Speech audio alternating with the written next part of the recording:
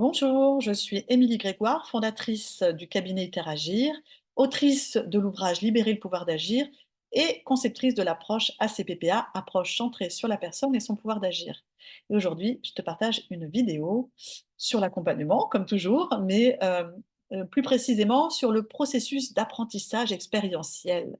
Et donc, du coup, ça me permet d'aborder un point de l'ACPPA, de l'approche centrée sur la personne et son pouvoir d'agir, au travers de mon partage du jour, donc sur ce processus d'apprentissage expérientiel. Cette question, elle m'amène à décrire ma pratique d'accompagnement et de formation. Euh, et puis, avant ça, j'ai envie de t'interpeller, de poser comme ça un élément de question. Puis-je réellement apprendre quoi que ce soit à quelqu'un? Et pour y répondre, en tout cas à partir de postulats qui sont les miens et donc qui sont les postulats de la CPPA, je reprendrai cette citation de Carl Rogers qui disait: les seules connaissances qui puissent influencer le comportement d'un individu sont celles qu'il découvre lui-même et qu'il s'approprie. Voilà, c'est vraiment une phrase qui vibre très fort par rapport à ma pratique d'accompagnement ou de formation. Et c'est bien pour cette raison que dans ma pratique et dans le processus méthodologique ACPPA, je vais avant tout adopter une posture de facilitatrice dans ma pratique d'accompagnement, de formation ou de supervision. Dans ma pratique, je vais proposer des activités souvent ludiques, que je pourrais appeler aussi des mises en situation, et je vais initier des expériences à vivre qui vont être potentiellement développantes et apprenantes. C'est ça le but. Alors, je n'ai aucune prise sur l'apprentissage que va en faire la personne. Et c'est bien cette non-maîtrise sur l'apprentissage de l'autre qui, typiquement, peut dérouter des professionnels de l'accompagnement ou de la formation lorsqu'ils s'aventurent sur ce beau chemin de la facilitation. Ça a quelque chose de déroutant au démarrage. Euh, la posture de facilitateur, ça se travaille et il y a cette dimension-là. Depuis des années, moi, je cultive ma confiance en l'autre et ma confiance dans ce processus de transformation. Et je vous assure que j'ai un certain bonheur à justement ressentir, se développer en moi cette confiance. Et que ça m'apporte beaucoup de confort relationnel. Voilà, je, je, je sens, par rapport au début où j'étais dans l'accompagnement, où il pouvait y avoir des agitations en moi, des activations, un besoin de contrôle de l'autre, je sens que je suis dans un espace beaucoup plus juste, aligné, en nourrissant cette confiance de l'autre, qui est un postulat, hein, cette confiance dans le développement, dans le potentiel du développement de l'humain. Mais revenons à nos activités, enfin aux activités proposées et au processus d'apprentissage. Et pour ça, j'aimerais te partager comment ça se passe dans la vie. Dans la vie, en fait, on vit une succession d'expériences et elles ne sont pas toutes apprenantes, elles ne sont pas toutes développantes pour autant. Mais alors, qu'est-ce qui fait que telle ou telle expérience de vie sera apprenante ou non? Comment m'y prendre pour que les temps d'expérience que je propose à mes clients deviennent apprenants, deviennent développants? Alors, en fait, la CPPA repose aussi, entre autres, sur les théories du développement. Et pour qu'une expérience de vie ou d'accompagnement ou de formation soit apprenante et développante, elle doit reposer sur un processus spécifique qui se fait en trois phases.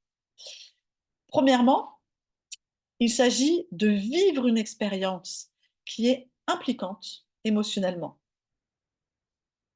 Deuxièmement, il s'agit de traiter l'information de l'expérience vécue. Et troisièmement, il s'agit d'intégrer l'expérience. Alors, en tant que facilitatrice, je vais donc faire vivre une expérience à mon client.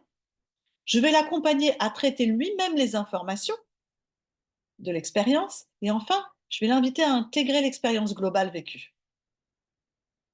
Et oui, vraiment là, en fait, je parle de pédagogie expérientielle.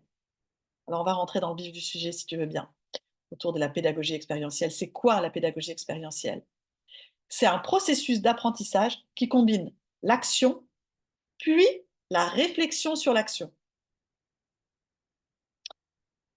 En effet, en fait, je vais proposer des expériences, enfin, je vais proposer une expérience, une mise en situation qui va mettre en action mon client puis l'amener à une réflexion sur l'expérience vécue afin qu'il en extrait un apprentissage.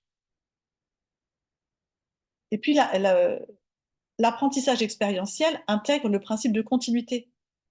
J'intègre que les expériences passées de mon client vont influencer son expérience pédagogique et que son expérience influe ensuite sur les expériences à venir. Il y a un flux continu d'expériences interconnectées dans le parcours de développement de la personne. Et puis, je vais faire vivre un processus semi-directif. Alors, qu'est-ce que je veux dire par semi-directif? Dans la CPPA, en fait, le processus est directif sur la forme, puisque j'initie des mises en situation, j'utilise des déclencheurs, en fait. Et puis il y a un cadre de démarrage, que j'accompagne aussi un processus méthodologique structuré. C'est en ça qu'il y a directivité sur la forme. Mais il y a non-directivité sur le fond, parce que dans ce processus, eh bien, je suis centrée sur la personne. Je n'oriente pas la réflexion de mon client. Son cheminement intellectuel et émotionnel lui est propre. Les conclusions qu'il en tire, elles lui appartiennent. Mon rôle est de lui permettre de construire sa réflexion et lui permettre l'émergence et pas de l'amener à une pensée préétablie par moi. Ça, c'est important.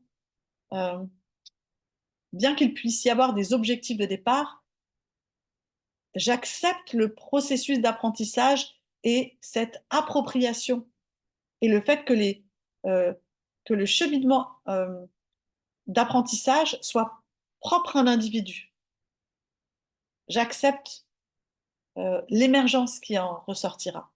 Et j'aimerais te partager du coup mon amour, j'ai envie de dire, pour la phase d'intégration. Le moment d'intégration, c'est un temps méta. C'est un temps de réflexivité dans lequel mon client est invité à conscientiser, à exprimer et donc à ancrer l'apprentissage qu'il tire de cette expérience. Alors évidemment, l'intégration d'une expérience se poursuit dans le temps et tout n'est pas palpable dans cet espace d'accompagnement d'ailleurs. Il y a des choses qui se passent qui ne sont pas palpables. Et c'est pas pour ça qu'elles ne sont pas essentielles dans le développement de l'autre. Je n'ai pas, je n'ai pas accès à tout. Et pour autant, en séance, chacune de mes activités se termine par ce temps d'intégration qui est primordial pour que l'expérience ait un impact d'apprentissage et de développement. Ce temps d'intégration, c'est un temps que j'affectionne particulièrement. C'est celui où j'entends, je perçois, je découvre comment le client s'approprie l'expérience qu'il vient de vivre.